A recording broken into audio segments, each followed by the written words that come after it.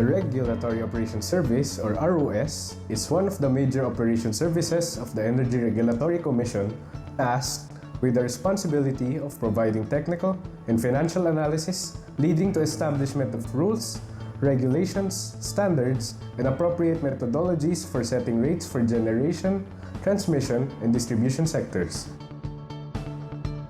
At present, the ROS is composed of 5 divisions to fulfill its diverse functions.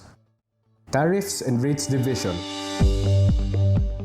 The Tariffs and Rates Division provides expertise and assistance to the Commission in the conduct of financial and technical studies relating to the setting of electricity rates and tariffs.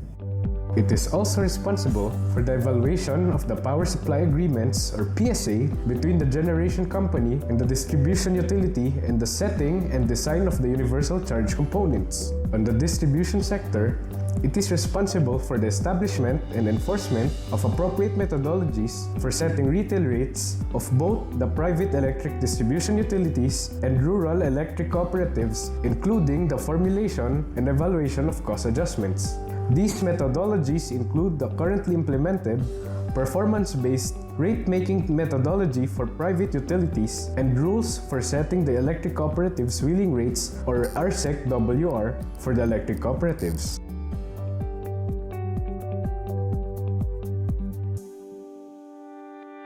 Standards Division.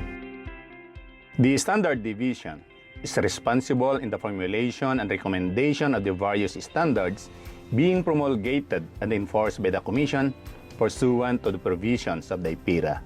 It is where you could find yung magaganda at mga gwapong electrical engineers. It is also responsible for the setting of the performance standards for the National Transmission Corporation, or TRANSCO, and O&M concessionaire, distribution utilities and suppliers, and financial capability standards for generation companies, TRANSCO distribution utilities, and suppliers. Moreover, the Standards Division is tasked to evaluate the compliance plan to the Philippine Grid Code and Philippine Distribution Code submitted respectively by the TRANSCO and the distribution utilities. Since it is not precluded to recommend and upon approval promulgate standards, the Standards Division is also tasked to develop or revise the technical performance standards for the grid and distribution codes and to conduct studies pertaining to individual distribution system losses. IED for Distribution Utilities. The IED for Distribution Utility is responsible for the enforcement of rules, regulations, standards, order, and decisions promulgated by the commissions.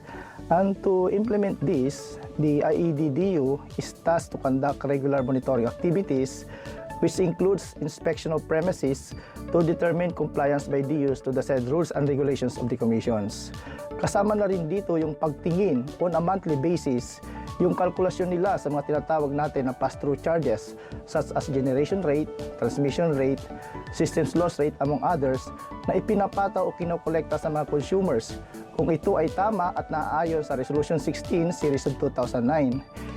It shall also conduct investigations and enforcement activities and recommend to the commissions to take legal actions in case a violation of these standards, rules, and regulations was violated by a distribution utility. IED for Adjudication. The IED for Adjudication is responsible for providing support and legal assistance to the IED for distribution utilities and generation companies entailing the issuance of show cause orders, as well as in the preparation of legal orders and decisions arising from the show cause orders issued. The IED for Adjudication is also tasked to develop and promulgate rules and regulations applicable to the industry. In addition, it is responsible for the safekeeping of the legal documents related to investigation and enforcement activities.